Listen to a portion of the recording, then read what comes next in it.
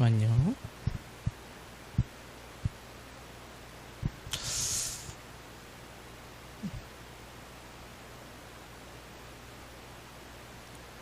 자, 이제 시작하도록 하겠습니다. 자, 인사하고 시작하겠습니다. 반갑습니다. 자, 안녕하세요. 오늘은 이제 정책론 볼 겁니다. 정책론 볼 거고, 오늘은 정책론이라서 좀 가벼운 마음으로 보셔도 됩니다. 아시겠죠? 오늘 계산 문제 없고, 아시겠죠? 복잡한 거 없고, 아시겠죠? 지극히 좀 당연한 내용들로 이루어졌기 때문에 정책론 쉽습니다. 자, 잠깐만. 근데 한 가지만 좀 이야기를 해봅시다. 오늘 쉬운 날이니까. 자, 이쪽 잠깐 보세요. 우리 처음에 부동산 학개론 배울 때 맨 처음에 배웠던 과목이 제목이 뭐였어요? 파트가 어디였었어요? 총론이었죠. 그쵸? 총론이었죠. 두 번째는요?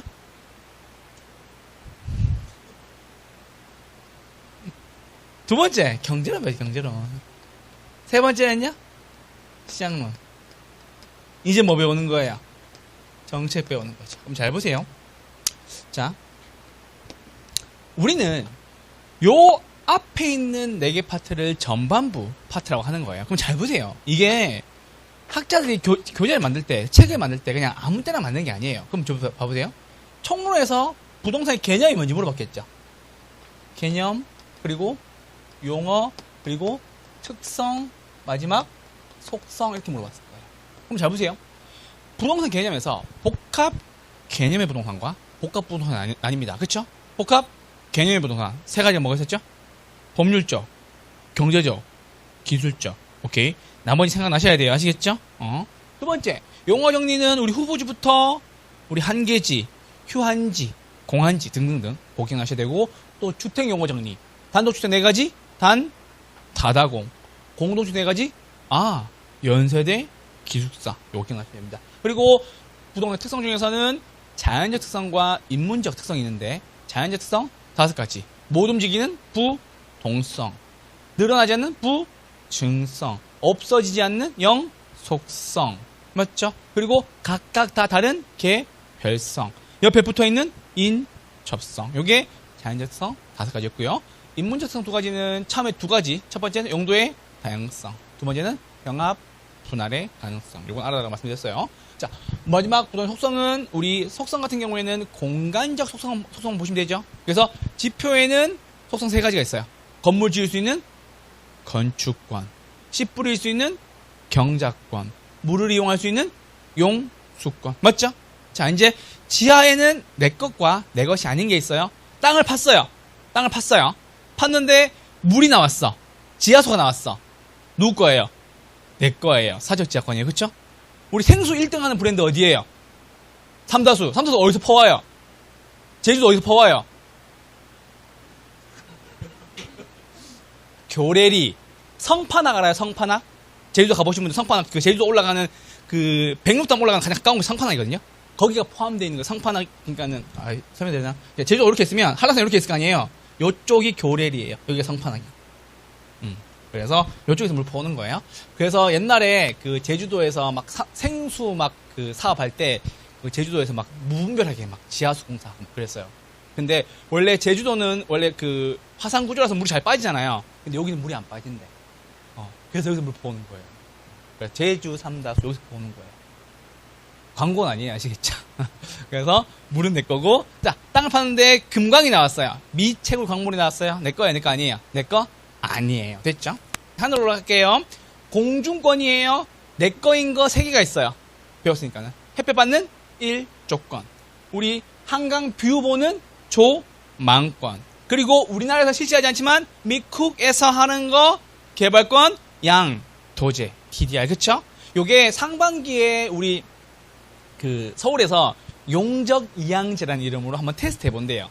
그리고 하반기 때 일부 지역에 도입해볼까 검토 중이래요. 그래서 한국에서는 용적 이양제라는 얘기가 나오고 있다는 소리입니다. 최근에 이제 세종 집값이 좀 움직이는 부분이 있어요. 요거는 뭐 제가 깊이 말씀드릴 수는 없어요. 왜냐하면 이게 정치와 관련된 내용이기 때문에 말씀드릴 수는 없는데, 세종 집값이 움직이는데 아마 그런 부분에 있어가지고 용적 이양제를 시행한다면은 세종 쪽도 약간 좀 적용될 수 있는 부분이 있지 않겠나는 생각이 들기도 합니다. 아시겠죠? 그래서 말씀드릴게요. 자, 그래서 우리 속성까지 했고요. 두 번째는 경제론입니다. 자, 또 물어봐야지. 수요와 공급. 수요가 뭐예요?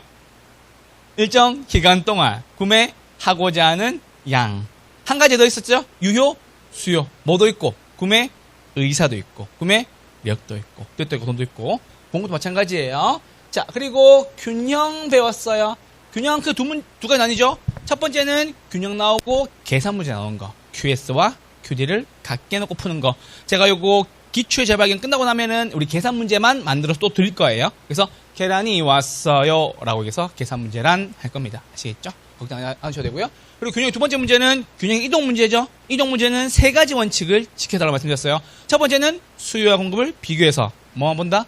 큰 것만 본다. 균형량은 큰 것 그대로 따라간다. 균형 가격은 수요 증가면 인기 있으니까는 가격이 올라가고, 수요 감소면 인기가 없으니까 가격은 떨어지고, 공급이 증가하면 물량이 많아지니까 가격은 떨어지고, 공급이 감소되면 품귀 현상이 발생하니까 가격은 올라간다라는 겁니다. 그래서 균형은 그 두 문제가 반드시 출제가 될 겁니다. 자, 그리고 탄력성입니다. 탄력성은 수요에서 세 가지, 공급에서 한 가지가 있었죠. 수요에서는 가격, 탄력성. 몇 가지 특성? 5가지 특성. 완전 탄력, 탄력, 단위 탄력, 비탄력, 완전 비탄력. 요거 5가지 기억하시고요. 우리 소득 탄력성과 교차 탄력성은 소득은 두 가지와 뭐다? 정렬. 돈 벌면 사 먹는 거 정상제. 소고기 사먹겠지. 돈 벌면 안 사 먹는 거 스팸. 맞죠? 열등제였습니다. 교차 탄력성은 대체제는 플러스, 보완제는 마이너스. 대체제는 꽝 대신 닭. 보완제는 맥주와 닭. 요거 기억하시면 됩니다. 아시겠죠? 항상 헷갈리시면은 그걸 넣으셔서, 재활 넣으셔서 연습해 보시면 나중에 시험장 가서 문제 안 틀릴 겁니다. 아시겠죠? 그래서 경제로는 요까지 하고 두 가지 더 있었어요. 뭐가 있었냐면, 우리 경기 변동과 거미집 이론. 요건 한 문제씩 나오니까 말씀드리면, 경기 변동 같은 경우에는 크게 네 가지 국면이 있죠. 회복과 상향, 후퇴와 하향. 회복과 상향 올라가는 거죠. 누가 중요해요? 매도자. 과거 사례 가격은 새로운 사례 가격에 한이 된다라는 말씀드렸어요. 경기 떨어집니다. 후퇴됩니다. 하향시장입니다. 경기 떨어지네요. 누구 중시? 매수자 중시. 과거 사례 가격은 새로운 사례 가격에 상한선이 됩니다. 오케이. 이렇게 하시고, 거미집이로는 모발 말고 수발 있었죠? 수탄, 수. 물에 물 탄 듯. 수탄수. 맞죠? 공탄, 발. 공기, 수. 수기, 발. 요것만 기억하시면 됩니다. 그래서 탄력성의 크기를 비교해서 수렴인지 발산인지, 기울기의 크기를 비교해서 수렴인지 발산인지. 탄력성은 어떻게 구해요? P 앞에 있는 숫자를 Q 앞에 있는 숫자로 나누고, 기울기는 QQ! 요거 기억나시죠? Q 앞에 있는 숫자를 P 앞에 있는 숫자로 나눠주시면 됩니다. 됐죠? 이렇게 말씀드리고. 자, 자, 보세요. 시장론입니다. 자, 시장론은 크게 전반부와 후반부로 나뉩니다. 전반부와 후반부로 나뉘는데, 많이 모두 움직이지 말래요. 이렇게 붙여놨어요. 어떻게 움직일 수가 없어. 동결 효과. 전반부와 후반부. 자, 전반부에서는 시장에 대해서 전반적으로 배우는 거예요. 그래서 완전 경쟁시장, 불완전 경쟁시장, 그리고 효율적 시장 등등 배우는 거예요. 그러니까 앞에 보면 쉬운데, 우리 후반부에서 학자가 나와요. 학자 총 몇 명 나와요? 18명. 시 8명. 무슨 드론? 시 장론. 맞죠? 지드론 몇 명? 7명. 도시공학주론 몇 명? 4명. 입주론 몇 명? 7명. 자, 지대론 처음부터 물어보죠. 경제지대 누가 정했죠? 파, 레, 토. 경제지대는 초과 이윤으로서 총수입은 전용수입과 경제지대의 합으로 구성된다. 전용수입은 최소한의 수입이고, 경제지대는 초과 이윤이다 라는 거였습니다. 됐죠? 두 번째는 마샬이에요. 무슨 지대? 준지대. 인간이 만든 기계나 기구로서 단기적, 일시적 성격을 지닌다 라고 했습니다. 세 번째는 차익 지대설이죠. 누구 카드? 리카드로. 맞죠? 그래서 매상고에서 생산비 뺀 만큼 지대가 된다. 지대는 불로소득, 잉여에 해당한다 라고 했고, 네 번째는 마르크스의 절대 지대설. 야, 무조건 지대 내놔. 어디에서까지도, 최열등지에서도 지대 내놔라고 말했습니다. 됐죠? 다섯 번째는 튀넨입니다. 튀넨의 위치 지대설. 자음만 바꾸면 되죠. 그쵸? 그래서 티넨의 위치지대설은 리카도의 차액지대설에다가 무슨 개념? 수송비 개념을 추가해서 빼주었다라는 겁니다. 알론소 입찰지대설은 티넨의 위치지대설에서 무엇을 도시 내부에 가져와서 응용한 것으로서 입찰지대 곡선의 기울기는 최대 금액을 써냈으니까는 초과윤이 0이 되는 지점이고 뭐다? 입찰지대 곡선의 기울기는 운이 했죠? 운송비 나누기 이용량 했습니다. 마지막 헤이그의 마찰 비용 이론은 마찰 비용은 교통비 더하기 지대고 지대는 교통비 절약액이며 헤이그의 마찰 비용 역시 교통비, 수송비, 운송비를 강조했다라는 겁니다. 자, 이렇게 해서 지대로 읽으면 끝났고요. 도시공간 구조로 넘어봅시다. 도시공간 구조론 첫 번째 누구였죠? 버제스의 동심원 이론. 동심원 이론은 도시의 공간 구조가 가운데는 중심 상업지구, 두 번째는 전이지대, 세 번째는 저소득, 네 번째는 고소득, 마지막은 통근자지대. 가장 외곽에 위치한 지대는 통근자지대이다 라는 말씀드렸어요. 33회 기출문제였었습니다. 34회 기출문제였었습니다. 그래서 버제스의 동심원 이론은 중, 전, 저, 고, 통. 머리가 아프죠, 그죠? 중전, 저고통이라고 말씀드렸습니다. 그걸 가지고 호이트의 선형 이론은 1939년도에 14년 뒤죠. 1939년도에 야, 도시 모양이 그렇게 동그랗게 유지될 리가 없어 라고 얘기하면서 주요 교통축을 따라서 무슨 모양으로 부채꼴 모양으로 도시가 형성되며 주요 교통 노선을 따라서 누가 고소득층 주거지역이 입지한다는 것이 포인트였습니다. 둘 다 단핵 도시 이론으로서 핵심은 한 개였습니다. 반면에 마지막입니다. 다핵심 이론 맞죠? 해리스 어디 살고? 도심에 살고. 울마 어디 살고? 부도심에 살고. 핵심 몇 개? 여러 개. 두 개가 여러 개. 부도심 여러 개 생길 수 있으니까 부도심은 여러 개입니다. 라는 소리 말씀드렸고 1945년도에 발표한 내용입니다. 다핵 성립 요인은 첫 번째는 같은 것끼리 뭉치는, 동종끼리는 모이고 다른 것끼리는 흩어지고 세 번째는 특정 시설이나 위치, 즉 바닷가 요구한 경우가 있었죠. 네 번째는 지대, 지불 능력 차이에 따라서 핵심이 만들어지기도 한다라고 말씀드렸습니다. 이게 도시공간 구조이론, 이론은 3개, 학자는 4분이었습니다. 마지막 입지론 들어갈게요. 입지론, 자, 배달의 민족 누구 떠올리라고? 크리스탈러 맞죠? 중심지 이론, 가장 중요한 것은 재화의 도달거리가 최소 요구치보다 커야 된다라는 거였죠. 그래야 중심지가 유지가 되고 형성이 되다 보니까 중심지가 만들어진다라는 이야기였습니다. 두 번째는 이제 계산문제 나오는 거예요. 레일리의 소매 인력 법칙 맞죠? 소매 인력 법칙은 인구에는 비례하고 거리에는 제곱만큼 반비례한다라는 거였습니다. 이제는 레일리 소매 인력 법칙은 사람이었다면 컨버스의 분기점 모형은 거리 구하는 거죠. 맞죠?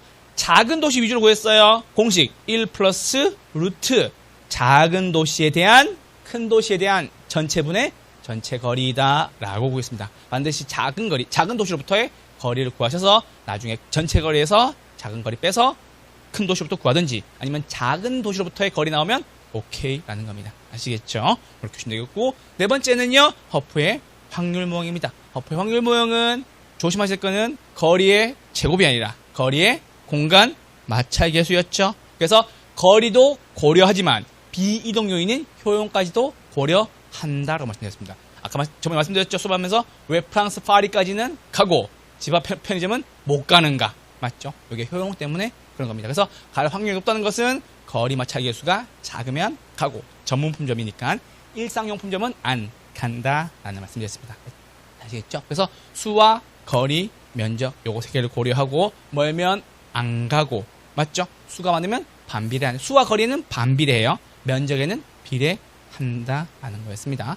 그리고 다섯 번째는 넬슨의 소매 입지론이었습니다. 이 사람은 학자가 아니라 약간 컨설턴트 느낌 나죠. 그래서 넬슨의 소매 입지론은 어떤 위치에 입지하여야 최대 매출액을 올릴 수 있는가라는 거였습니다. 자, 떡볶이집 어디에 차림되는지 말씀드렸죠? 어디? 학교 근처에. 그렇죠? 이렇게 말씀드렸습니다. 그래서 중요한 거 8가지 원칙 중에서 가장 중요한 거 양립성을 강조했고요. 양립성이라는 것은 무슨 상품? 고완제적 상품 팔아라. 고깃집 옆에 야채가게 차려라 했던 이야기였습니다. 이렇게까지 해서 우리 서비스 입지론, 상업 입지론 5명 있고요. 그리고 공업 입지론 2명입니다. 배는 무슨 이론? 비용 이론. 비용은 많이 들어야 좋아요? 적게 들어야 좋아요? 적게 들어야 좋죠. 그래서 뭐다? 최소 비용 이론. 그쵸? 배버 역시 교통비, 수송비, 운송비를 강조했던 분입니다. 맞죠? 자, 이제 마지막입니다. 레쉬. 무슨 이론? 수요 이론. 수요는 많아야 좋아요, 적어야 좋아요? 많아야 좋겠죠? 최대 수요 이론. 어디에 입지하여라? 공장은 시장 확대 가능성이 풍부한 곳에 입지하여라 라는 겁니다. 아시겠죠? 여기까지 한번 다 한 거예요. 됐죠? 됐어요? 이거 나중에 제가 8개 파트 1시간 만에 다 이렇게 해드릴 거예요. 그러니까 나중에 혹시나 공부하실 때 이것만 계속 한번 들어보세요. 아시겠죠? 집에서 맨날 연습해야 돼요, 이거. 안 하면 꼬여요. 그래서 와이프가 맨날 이거 하나는 인정해 주더라고요. 이거 할 때 보면 약간 미친놈 같대요. 그래서 그래? 왜냐면 안 하면 꼬여요. 이건 준비 안 하면 절대 꼬여요. 그래서 이렇게 말씀드립니다. 그래서 시작론까지 했고요. 자, 정책론입니다. 잘 보세요, 여러분들. 이제 한번 로직을 이해해 봅시다. 자, 총론에서 부동산이 뭔지에 대해서 배웠죠. 경제론에서 수요와 공급을 배웠죠. 구매하고자, 판매하고자, 공부하고자 배웠죠. 그 다음에 그게 어디서 이루어지는데? 시장에서. 그럼 시장에서 이루어지는 거 이해했죠? 그러고 난 뒤에 잘 보세요. 정책론이 얼마나 쉬우냐면 이 정책 민간이 쓰는 거예요? 정부가 개입하는 거예요? 정부가 개입하는 거죠. 그러면 정책론이라는 것은 정부가 부동산 시장에 개입하는 거죠. 그래서 보세요. 토지 정책, 주택 정책, 그리고 조세 정책. 요거 세 가지예요. 그리고 일부 공법 내용과 세법 내용이 들어옵니다. 라는 소리입니다. 됐죠? 자, 그래서 보세요. 토지 정책, 주택 정책, 조세 정책, 그리고 일부 공법과 세법 내용. 주택 정책은 여기가 좀 미흡한 부분이 있어서 제가 나중에 우리 요약집 할 때도 제가 보강해서 그때는 좀 디테일하게 말씀드릴 거고, 오늘은 토지와 주택 가볍게 조세 요거 세 개에서 좀 볼 겁니다. 아시겠죠? 우리 토지 정책부터 한번 들어가 보도록 하겠습니다. 아시겠죠? 요거 해주니까 좋아요, 별로예요? 별로만 안 하려고. 저도 힘들어요. 20분 잡아 먹어야 되거든. 괜찮아요? 요거 딱 그 감정평가까지 시작하면은 딱 1시간 걸려요. 50분. 50분, 한 5분에서 7분 정도 걸리더라고요. 연습해보면. 그래서 요거 지금 저희가 할 때 요거 15분, 딱 15분 했거든요? 여기까지 하면 18분 정도 나와요. 그러니까 항상 요거 수업하실 때 항상 먼저 들어보시면서 제가 말씀드렸던 것 중에서 내가 모르겠던 거, 그리고 그러니까 저를 못 따라왔던 내용이 있으면 반드시 거기 가서 찾아가서 복습하세요. 아시겠죠? 앞에 거 15분만 들어도 이렇게 나온다. 아시겠죠? 됩니다. 자, 정책론 출발해 보시죠. 자, 여러분, 방금 시장론 배웠죠? 전 파트에서. 그럼 정책이에요. 자, 그럼 보세요. 정부가 시장에 개입할 수 있는 이유를 찾아야 되는데, 정부가 시장에 왜 개입하는 거예요? 시장에 맡겨 두었더니 시장이 실패했다라는 겁니다. 그럼 교수님, 시장이 실패란 뭐예요? 자원이 효율적으로 배분되지 못했다. 쉬운 말로 하면 안 생겨야 될 거는 너무 많이 생기고 생겼으면 좋겠는 거는 적게 생긴다란 소리입니다. 아시겠죠? 오케이? 자, 그럼 보세요. 여러분, 만약에 규제하지 않고 마음대로 지으세요 라고 이야기를 한다면 기업들 입장에서는 논하겠죠. 자기네 가진 곳에 막 공장 막 지어버리겠죠. 그리고 공원이 있었으면 좋겠는데 공원은 지어야 안 지어? 절대로 안 짓겠죠. 미쳤다고 내 땅에 공원 짓겠어요. 맞죠? 돈 벌려고 딴 거 짓지. 그러니까는 그 뜻이에요. 그래서 보세요. 자유 경쟁이 보장될 때 시장에 필요한 제품과 서비스를 제공해야 되는데 최적 분배되지 못한다라는 소리입니다. 그래서 이거를 시장 실패다라고 이야기를 하는 거예요. 이거 잠깐 이제 지울게요.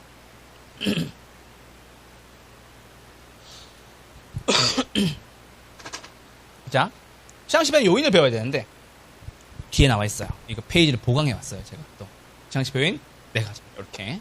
자, 이제 여러분들이 기본에서도 들었었고 수업 내용에서 한번 들었으니까는 말씀드릴게요. 자, 시장 실패 요인 몇 가지? 4가지. 왜? 불공정. 요 내용을 고등학교 한 2학년 학생들이 요 내용을 배워요.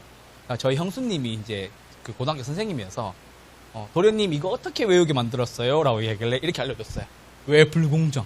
그랬더니만은 그 고등학교 2학년들이 난리가 나가지고 선생님 EBS 가라 그래가지고 그래갖고 요거 왜 불공정 여기까지 배운대요. 근데 안에 내용을 안 배운다 하더라고. 그래서 고등학교 2학년 때 과정이라는 말씀 좀 드립니다. 그래서 시장 실패 도련님 어떻게 외우게 시켰어요? 그러니까는 왜? 시장 실패합니다. 왜? 시장 실패해요. 왜? 불공정하니까. 됐죠? 얼마나 쉬워.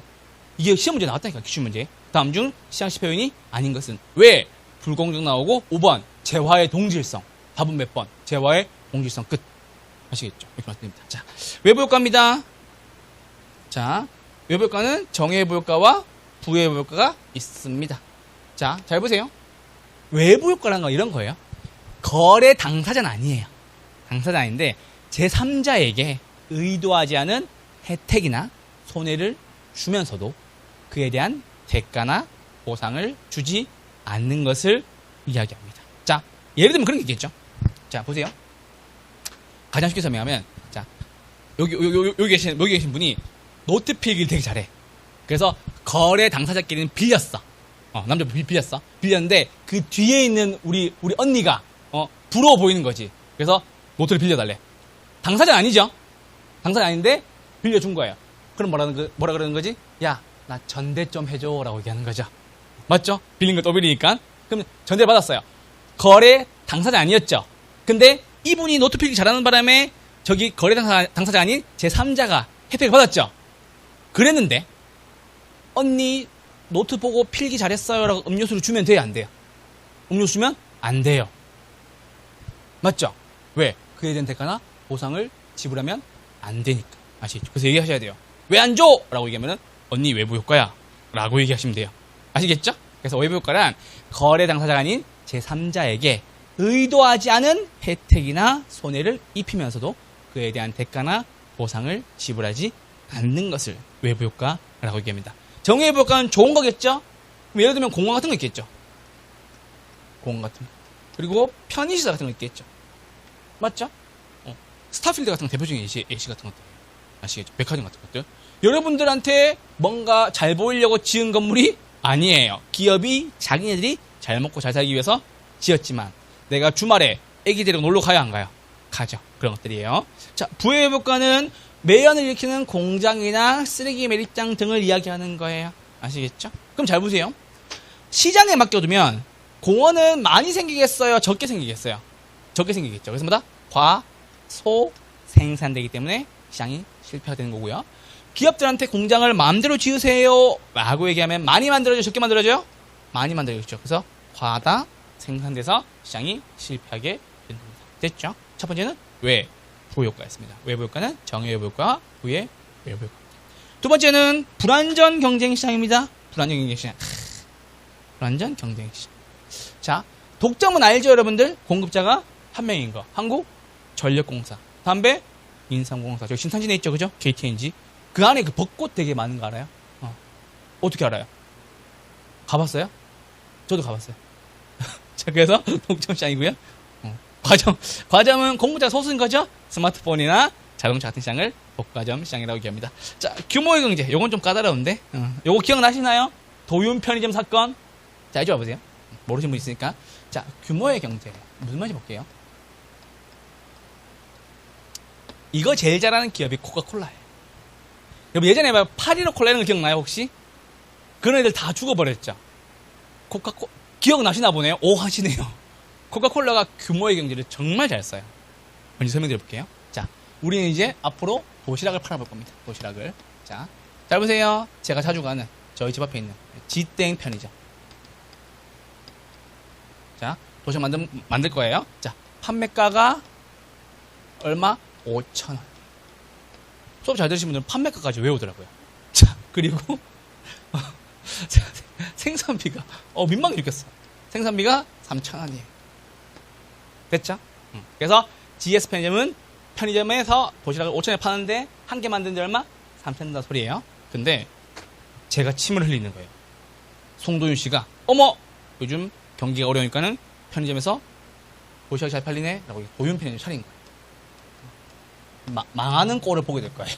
자, 그래서 똑같은 구성으로 똑같은 메뉴로 똑같이 만들었어요. 얼마에 판다고? 5,000원에 판다고. 근데 이 큰 기업에 비해서 도윤 편의점은 생산비가 더 많이 들겠죠. 그래서 자, 처음에는 버텨본다 라는 거예요.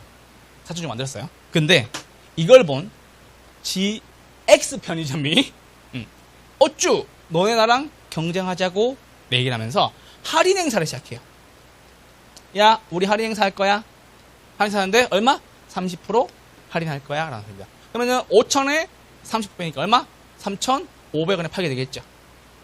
맞죠? 오케이? 그러면은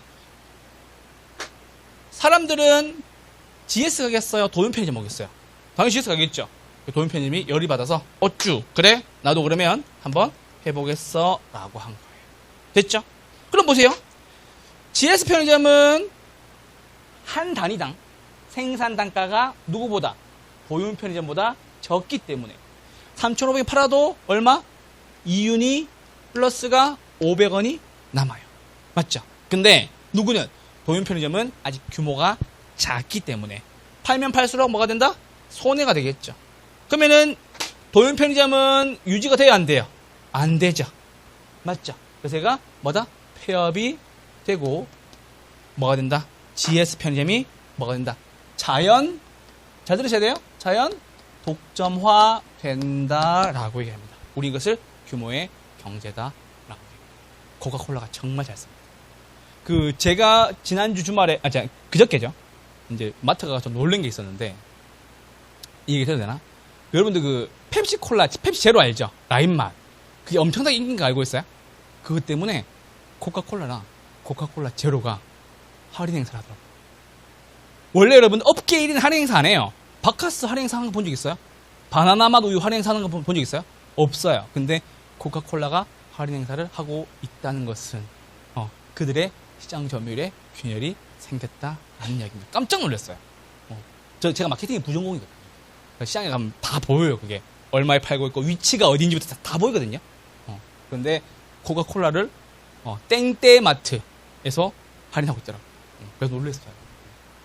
밀리나? 이러면서. 그래서 이게 규모의 경제입니다. 규모의 경제 무슨 말이냐면 규모가 큰 업체들이 뭐가 단위당 생산비가 더 저렴하기 때문에 무엇을 해야 된다? 자연 독점화가 된다라는 이야기입니다. 아시겠죠? 이렇게 설명드렸습니다. 규모의 경제였습니다. 자, 공공재는 아시죠? 공공재는 비배제성, 비경합성으로 인해서 무슨 문제? 무임승차 문제가 생긴다라는 겁니다. 범죄도시 1편 영화 봤어요? 거기 보시면은 마지막에 장첸이 휴지를 막 쓰죠? 인천공항에서. 기억나죠? 근데 마동석 배우님이 이렇게 얘기를 하죠. 뭔 놈이 그렇게 휴지를 많이 써. 뒤에 대사가 나오죠. 중요하죠? 뭐도 안 내는 놈이, 세금도 안 내는 놈이, 장첸은 무임승차한 거예요. 맞죠? 그렇다고 해서 야 쓰지 마! 라고 해요? 못해요? 못하죠. 서로 쓰려고 싸워요? 안 싸워요? 안 싸우죠. 그래서 비배제성, 비경합성에서 무임승차 문제가 생긴다라는 겁니다. 아시겠죠? 옛날에 우리 지금이야 잘 없지만 예전에 보시면은 왜 그 지하철 무임승차 하는 분들 되게 많았어요. 그쵸? 대표적인 예시. 아시겠죠? 입니다. 자, 정보의 비대칭성입니다. 요거는 뉴스 보다 보면 되게 자주 나와요. 특히나 경제사범분들 정보의 비대칭성을 악용하여 부당한 이득을 취한 관계로라고 정확하게 뉴스에 나와요. 아시겠죠? 그래서 정보 비대칭성이란 뭐는 나는 알고 너는 모른다. 오케이. 요게 여러분들 특히나 주식시장에서 정말 많습니다. 기업 내부 관계자들이 내부 정보를 통해서 부정이득을 취득하고 예전에 한 3, 4년 전쯤에 LH 사건 그거 기억나요? 그게 광명시 과림동 거거든요. 거기에다 왕버드나무 그거 심었어요. 왕버드나무. 왜? 보상이익이 가장 크니까. 그리고 얘기해도 되나? 왕버드나무를 이렇게 심잖아요. 왕버드나무는 이렇게 촘촘하게 심으면 안 돼요. 안 자라요. 그래서 한 그루당 보상액이 한 30몇만 원인 걸 알고 촘촘하게 심은 거예요. 그냥 나무가 자라든 말든. 왜? 와가지고 이것만 체크해서 보상해 줄 거거든요. 광명시 과림동. 됐죠? 그런 겁니다. 정보의 비대칭성. LH 직원들이 내부 정보를 통해서 부당한 이득을 취하게 된 거죠. 그래서 난 알고 너는 모른다. 그럼 잘 보세요. 알고 있는 나는 뭐가 생기고 도덕적 해이 문제가 생기고 모르고 있는 나는 뭐다? 역 선택의 문제가 생긴다라는 소리입니다. 아시겠죠? 정보의 불완전성이라고도 이야기합니다. 시장 지표는 4가지마다 왜? 불공정이었습니다. 자, 넘어갈게요. 자, 외부 효과란 시장을 통하지 않고 거래 당사자 간이 제3자에게 의도하지 않은 이익이나 손해를 주면서도 대가를 지불하지도 않는다. 정외부 효과와 부의 외부 효과입니다. 아시겠죠? 두 번째입니다. 자, 정외부 효과와 부의 효과. 이건 잠깐 정리할게요. 자, 이쪽 보세요. 정외부 효과. 대가 없는 이익. 비용은 누가 많이 들어요? 사적으로 많이 들어요. 무슨 말이냐? 기업이 스타필드 차리는 거지. 맞죠? 그래서 뭐다? 회사 비용이 들었지만 그 편익은 누가 누리는 거예요? 다 같이 누리는 거죠. 그래서 뭐다? 사회적 비용이 더 크다. 됐죠. 정해주시면 되겠습니다. 자, 많이 만들어져요? 적게 만들어져요? 적게 만들어져요. 우리 이걸로 핀피 현상이라고 얘기해요. 핀피 현상. 있으면 좋겠어요? 없으면 좋겠어요? 없으면 좋겠어요? 저 있으면 좋겠는데요? 있으면 집값이 올라가요. 됐죠? 그래서 이거는 please in my front yard다 라고 얘기하는 거예요. please. 그래서 please 제발 우리 집 앞에 please 라는 뜻입니다. 아시겠죠? 이기 때문에 얼마나 많이 싸우면 돼요. 과소원 주간에 양봉을 받는 거. 그럼 요거는 적게 만들어지니까는 많이 만들게 하기 위해서 보조금을 주거나 세금을 감면해주는 혜택을 주면 되겠네요. 맞죠? 그래서 공급 곡선을 어디로? 공급선 어디로? 이렇게 배워야 돼요. 심하니까. 공급선 어디로? 공급 늘려야 되잖아요. 어디로? 우측으로 이동시킨다. 됐죠? 두 번째입니다. 부의 외부가입니다. 대가 없는 손해. 뭐가 크다? 사회적 비용이 굉장히 크다. 사적 편익은 더 크다. 이거 대표적으로 여러분들 황사 때 맞죠? 중국은 자기들 마음대로 그 동쪽 그 해안가에 공장 막 세워가지고 피해는 누가 봐요? 우리가 보죠. 대표적인 부의 볼까요? 됐죠? 사회적 비용이 크고요. 시장에 내버려두면 많이 만들게 되겠죠. 님비 현상 있으면 좋겠어요? 없었으면 좋겠어요? 없으면 좋겠죠.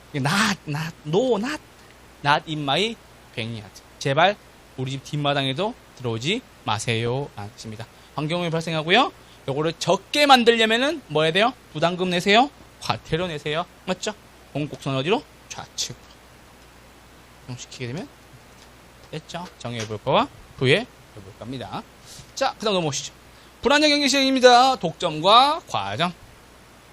방금 설명드렸어요. 독점과 과점은 독점은 공급자가 한 명밖에 없는 거, 과점은 공급자가 소수인 거. 그래서 여러분들 맨날 아이폰 신제품 나올 때마다 아이폰 가격이 얼마인지 궁금해하는 이유가 과점 시장이어서 그런 겁니다. 아시겠죠? 왜? 아이폰 가격이 올려버리면 삼성도 옳다구나 하고 따라가겠죠. 그런 겁니다. 그러니까는 경쟁도 하지만 공급자가 너무 적다면 그들이 시장에서 가격 조정을 함에 있어서 주도권을 가질 수가 있기 때문에 아시겠죠? 불안정 경쟁이 되는 겁니다. 자, 규모의 경제는 요것만 체크하시면 되겠죠? 규모의 경제는 뭐다? 자연 독점이 생긴다라는 겁니다. 생산비 절감에 따른 자연 독점화가 된다라는 겁니다. 세 번째입니다. 공공재입니다. 공공재란 모두가 함께 사용하는 재화입니다. 자, 잘 보세요. 이거 보시면 돼. 공공재 많이 만들어져요? 적게 만들어져요? 적게 만들어지죠? 이거 헷갈리시는 분들 이렇게 물어보면 돼요. 여러분들 공중 화장실 갈 때 휴지 없이 그냥 아무 생각 없이 가요? 혹시나 불안해서 휴지를 챙기기도 해요? 왜요? 공공재니까. 맞죠? 휴지가 없을 가능성이 있다. 왜? 과소 생산되니까. 아시겠죠? 대한민국은 여러분 되게 좋은 그 퍼블릭, 그러니까 공공 시스템이지만 해외 나가봤어요? 화장실도 돈 주고 써야 돼요. 유럽 같은 데는 알고 계시죠? 휴지도 없어요. 당연히 없겠지. 그렇죠? 그래서 공공재는 시장에 맡겨두면 과소 생산됩니다. 라는 소리입니다. 자, 정보의 비대칭성, 거래 당사 사이에서 정보가 균등하게 배분되어 있지 못하는 문제입니다. 정보를 많이 가진 계층은 그렇지 못한 계층보다 정보 수집에서 우위를 차지하고 있기 때문에 정상 이상 초과 수익을 누릴 수 있다라는 겁니다. 특히나 기업 내부 관계자나 정부 주요 공직자분들, 그런 분들은 반드시 요거 잘 기억하시고 제발 정보의 비대칭성을 악용하지 말아 주세요. 아시겠죠? 말씀드립니다. 자, 드디어 이제 토지정책입니다. 쭉 보세요. 토지정책. 자, 부동산 시장 개입 토지정책입니다. 첫 번째는 이용 규제고요. 두 번째는 직접 개입이고요. 세 번째는 간접 개입입니다. 자, 이쪽 와보세요. 얼마 전에 우리 강남에서 토지 거래 허가제가 해제되었다가 얼른 다시 묶었죠. 이게 뭐라고? 토지 이용 규제라고. 아시겠죠? 됐죠? 그래서 보세요. 토지 이용 규제는 크게 세 가지예요. 첫 번째는 지역 지구제. 두 번째는 각종 인허가제인데 여기에 토지 거래 허가제가 들어온다라는 거고, 개발권, 양도지까지 토지 이용 규제 요거 세 가지 알고 계셔야 됩니다. 자, 그리고 토지 이용 규제 완료. 그래서 지역지구제, 이건 뭐냐면 여러분들 강남역 한복판에 축사가 못 들어오는 이유 뭐 때문에? 지역 지구시 때문에. 아시겠죠? 됐죠? 저희 동네가 저희 이제 본가죠. 저희 본가가 이제 저희 집이 사당역 쪽인데, 사당역이 있고, 사당역인데, 그 주변에 그 수도방위 사령부가 있죠. 몰라요? 저희 동네 수도방위 사령부 있어요. 그리고 예전에 그때 이제 수방사 때문에 건물 높게 못 지어요. 군사시설 보호구역이 되게 많아가지고 건물 높게 못 짓는다고 하더라고요. 찾아보니까 적혀 있더라고요. 그래서 이거 지역지구제. 두 번째는 각종 인허가제, 세 번째는 개발권 양도제입니다. 우리나라에서 해요, 안 해요? 안 해요. 됐죠? 자, 두 번째입니다. 간접 개입입니다. 잘 보세요. 여기 하시면 돼요. 작년에 저한테 이제 시험 치러 가시기 직전에 어떤 분이 이렇게 교수님 목 아프실까봐 꿀을 주더라고. 꿀을 주시면서 교수님 제가 조금행 선물을 준비했대요. 조금행 선물. 그래서 그 해에 시험에 나왔죠. 간접 개입. 작년에 나왔어요. 잘 보세요. 간접 개입은 많이 개입하는 거예요? 조금 개입하는 거예요? 조금 개입하는 거죠. 그래서 보세요. 간접 개입은 조, 금, 행 이렇게 하시면 됩니다. 됐죠? 간접 개입보다 조금행 개입하는 거예요. 맞죠? 첫 번째, 조세부가 하는 거예요. 직접적으로 행동하는 건 아닌데 하지 말라고 슬쩍 뭐 하는 거예요? 조세를 많이 부과하는 거예요. 됐죠? 여러분 생각해 보세요. 자, 많이 있었으면 좋겠어. 공급이 더 있었으면 좋겠어요. 거기다 뭐 하는 거라고? 보조금 주는 거라고. 좀 금방 만들었으면 좋겠어. 뭐 하는 거예요? 만들 때마다 벌금 많이 때리는 거죠. 부가금 때리는 거예요. 그래서 첫 번째 마다 조세, 돈과 관련된 거예요. 그리고 보세요. 양도소득세, 집 팔 때, 맞죠? 세금, 매매 차익에 대한 세금 많이 내라. 원래는 규제하기 위해서 한 건데, 동결 효과가 생기죠. 정부 실패. 정부가 개입했는데 실패한 거가 대표적인 예시가 되겠죠. 그런 것들 조세부가고요. 두 번째, 금융정책. LTV, DTI, DSR. LTV만 보시죠. LTV가 뭐죠? 주택 담보대출. 내 집을 담보로 얼마까지 빌릴 수 있는지 아는 거죠. LTV. 론투밸류라고 얘기합니다. 아시겠죠? 론투밸류고 요거 높여주면은 부동산 수요가 늘어나겠죠. 80%면 10억짜리 집 얼마까지 빌려준다고? 8억까지 빌려준다고. 낮춰서 40%까지 낮추면 10억짜리 집 얼마? 4억까지밖에 못 빌려준다고. 이렇게 조정하는 거예요. 됐죠? 세 번째는 행정지원이에요. 요거는 부동산 가격 공시제도가 대표적인 예시인데 너 다른 지역에 가서 혹시나 너가 잘 아는 지역 말고 혹시 좀 대면대면한 지역 잘 모르는 지역 가면은 가서 가격 대충 파악하고 가라 그 뜻입니다. 쉽게 말하면 야 눈탱이 맞지 마 그 뜻이죠. 그래서 뭐다 가격 공시제도. 요거 사이트 들어가 봤어요? 사이트 들어가면 다 나와 있어요. 부동산 가격 공시제도. 요즘이야 뭐 아실이라든지 아니면 뭐 KB라든지 등등 부동산 앱들이 많아서 바로 알 수가 있겠지만 여기 가시면은 그래도 좀 더 공식화된 공문서화된 내용들을 알 수 있으니까 반드시 요거 하나 체크해 보세요. 아시겠죠? 우리 집이 얼마인지 알 수 있어요. 아시겠죠? 이거 말씀드립니다. 그래서 간접 개입은 많이 개입하는 것이 아니라 조금만 개입하는 거다. 조, 금, 행 요거 세 가지 기억해 주세요. 아시겠죠?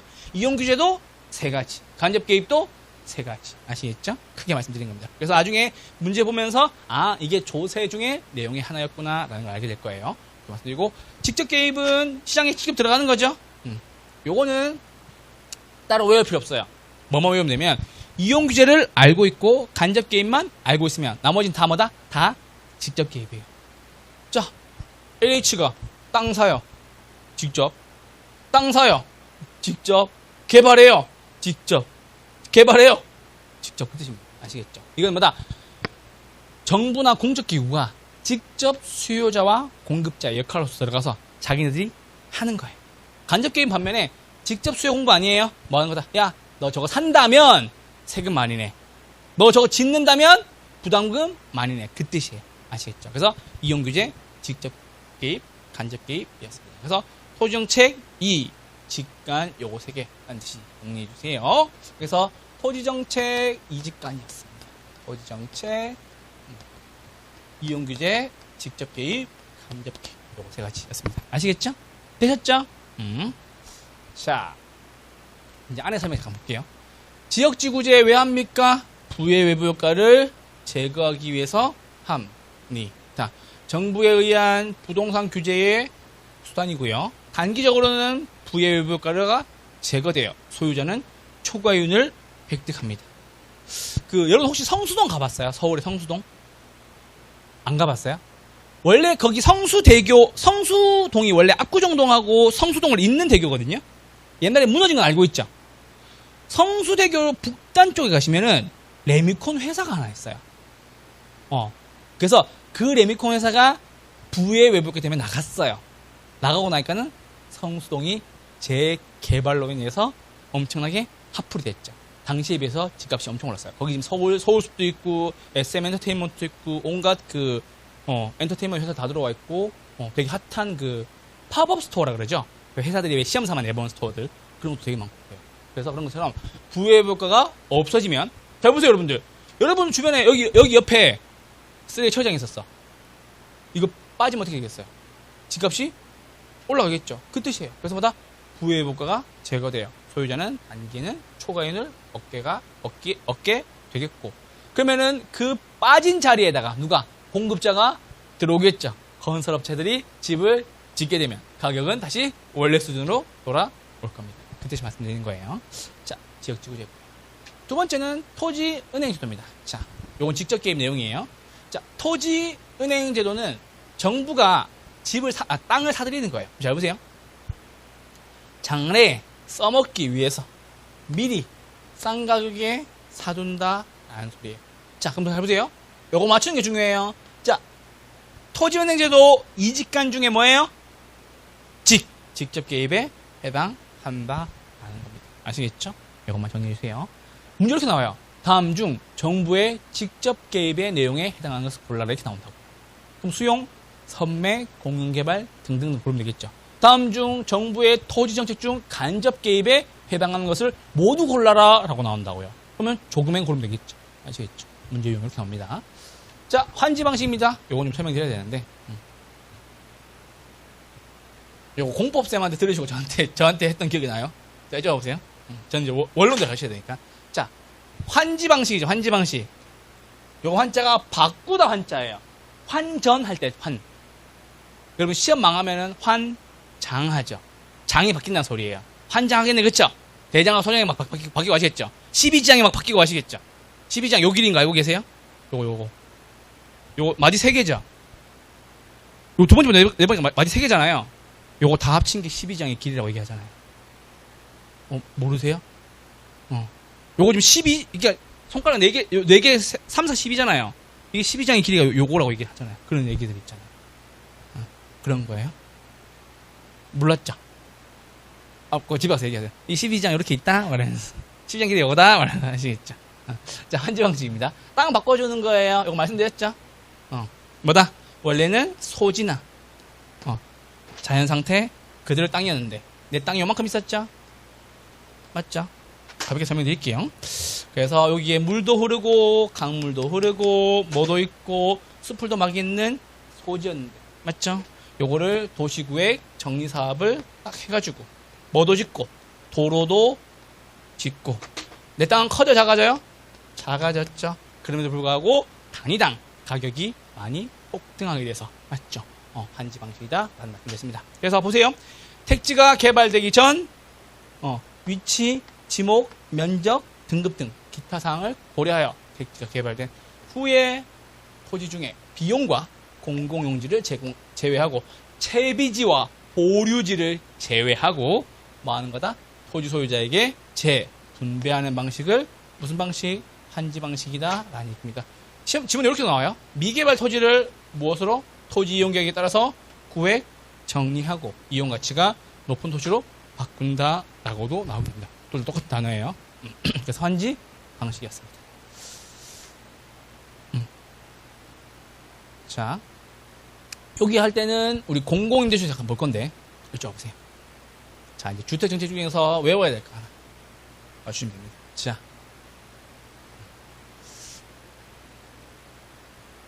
자, 이쪽 보세요. 자, 공공임대주택의 종류는 크게 8가지 정도가 있어요. 자, 저 주택정책 잠깐 넘어올 거예요. 1번과 2번 묶어주시고 3번과 4번 묶어주시고 7번과 8번 묶어주셔서 공부하시면 됩니다. 자, 이쪽 보세요. 여러분 영구임대주택 들어봤어요? 다 들어는 봤을 거예요. 근데 내용을 몰라서 그렇지 자, 잘 보세요. 영구 임대주택과 국민 임대주택은 두 가지를 기억하셔야 돼요. 무엇이? 누가 들어가, 기간과. 첫 번째는 기간과. 두 번째는 대상인 겁니다. 자, 영구 임대주택 기간 몇 년? 50년 이상 또는 영구적인 거고요. 그리고 누가 들어가는데요? 최저소득계층이 들어간다는 소리입니다. 됐죠? 자, 그래서 보세요. 영구 임대는 국가나 지자체의 지원을 받아서 최저소득계층이 50년 혹은 영구적으로 임대하는 주택을 영구 임대주택이다 라고 이야기를 합니다. 됐죠? 두 번째, 국민임대주택. 요거 많이 들어봤을 거예요. 그쵸? 누구? 저소득 서민을 대상으로 기간 몇 년? 30년 이상. 아시겠죠? 그래서 영구임대와 국민임대는 기간과 대상을 둘 다 기억하셔야 돼요. 아시겠죠? 또 바꿔서는 경우가 많고. 자, 행복주택과 통합공공임대주택은 뭐만? 대상만 기억하시면 됩니다. 대상. 다른 학원에서 행복주택에 대해서 설명해 주니까는 교수님 가르치는 사람 답대요. 잘 보세요. 행복주택. 누가 들어가는 거예요? 행복한 사람들. 수능 끝났어. 이제 뭐가 돼요? 대학생. 행복해요? 네. 이제 술도 먹을 수 있죠? 마음대로 살아도 되죠? 맞죠? 대학생. 행복해요? 오케이. 자, 두 번째. 취업준비생은 끝나고 돈 벌기 시작했어요. 이제 진짜 시작이죠? 내 돈 내가 쓴다. 나 혼자 쓴다. 맞죠? 누구? 사회? 초년생. 세 번째 약간 의문이 가요. 왜냐하면 제가 대상이거든요. 신혼 부부. 행복해요. 괜찮아, 행복해요. 많이 행복해요. 많이 행복해요. 행복주택 들어갈 거예요. 곧 들어갈 거예요, 행복주택. 많이 행복해요. 아시겠죠? 여보 보면 안 돼? 행복주택. 됐죠? 대상 3명이에요. 첫 번째 누구? 대학생. 두 번째 사회초년생. 세 번째는 신혼부부까지 포함한 젊은 층 얘기하는 거예요. 그래서 이게 글자가 지워져가지고 그걸 지웠어요. 글자가 지워서 지웠을까요? 써드릴게요. 됐죠? 그래서 행복주택은 뭐만? 대상만 봐달라라는 말씀드렸습니다. 자, 통합공공임대주택입니다. 통합이란 말 나왔으니까 다 더하는 거예요. 1번에 나왔던 최저소득, 2번에 나왔던 저소득서민, 3번에 나왔던 젊은 층, 그쵸? 더하고 몸이 불편하시거나 나라를 위해서 기여하신 분들, 지금 누구? 사회 취약계층 대상으로 통합 공공임대주택을 제공합니다. 아시겠죠? 그래서 영구임대와 국민임대는 두 가지 아셔야 돼요. 기간과 대상. 행복주택과 통합 공공임대주택은 뭐만? 대상만 알고 계시면 됩니다. 아시겠죠? 그렇게 정해주세요. 자, 장기전세 주택은 요것만 알고 계시면 됩니다. 뭐다? 전세 계약 방식이다. 장기 전세 나왔으니까 무슨 방식? 전세 계약 방식. 됐죠? 그리고 분양전환 공공임대주택. 왜 요즘 이게 유행하는 거죠? 자, 보세요. 분양전환 공공임대주택은 한 가지 없어요. 뭐다? 지원받지 않아요. 자, 보세요. 영구임대든 국민임대든 다 지자체나 지원을 받았던 거예요. 통합공공임대도 마찬가지. 아시겠죠? 얘도 지원이 있었어요. 지원이 있었어. 근데 뭐는 분양전환 공공임대주택은 뭐가 없다? 지원 없다. 재정 지원 없다라는 거죠. 왜? 얘는 일정기 임대하고 바꿔버려요. 분양전환 해버립니다. 자, 기존주택 매입과 기존주택 전세입니다. 조심하셔야 돼요. 기존주택 전세는 전세란 말이 나왔지만 뒤에 전세란 말이 없어요. 뭐 하는 거냐면 얘는 기존주택을 빌렸다가 전대하는 거예요. 전대가 뭐예요? 빌린 걸 또 빌려주는 거죠. 아까 노트 이야기했죠? 기억나죠? 거래 당사자가 아닌 제3자가. 맞죠? 노트 빌려줘! 라고 얘기하면 나도 빌렸어! 라고 얘기하죠. 그때 뭐라 그래요? 전대해 주겠니? 라고 물어보면 되겠죠. 됐죠. 그래서 뭐다? 기존 전세는 전세란 말이 있지만 뒤에 전세 말이 없어요. 뭐다? 임차 후 전대한다 라는 소리예요. 얘랑 헷갈리면 안 된다고. 장기전세는 아시겠죠? 장기전세는 전세란 말이 나오는데 기존 전세는 전세란 말이 안 나온다고요. 아시겠죠? 그래서 뭐다? 재정 지원 받아서 임차 후에 전대해 준다라는 소리예요. 나라가 돈이 없나 봐. 아시겠죠? 얘는 뭐다? 기존주택 매입. 얘는 뭐라고? 기존주택 사서 공급한다라는. 아시겠죠? 그럴 필요 없어요. 그래서 잘 보세요. 공공임대주택이라는 것은 정부가 그런 거예요. 정부가 자기네들이 지어도 돼요. 대표적으로 행복주택 많이 짓죠. 국민임대주택 많이 짓고. 두 번째는요. 공공임대주택이라고 얘기해서 반드시 정부가 지을 필요는 없어요. 뭐다? 기존에 건설사로 지어놓은 것을 사와도 되고요. 빌려와도 된다는 소리입니다.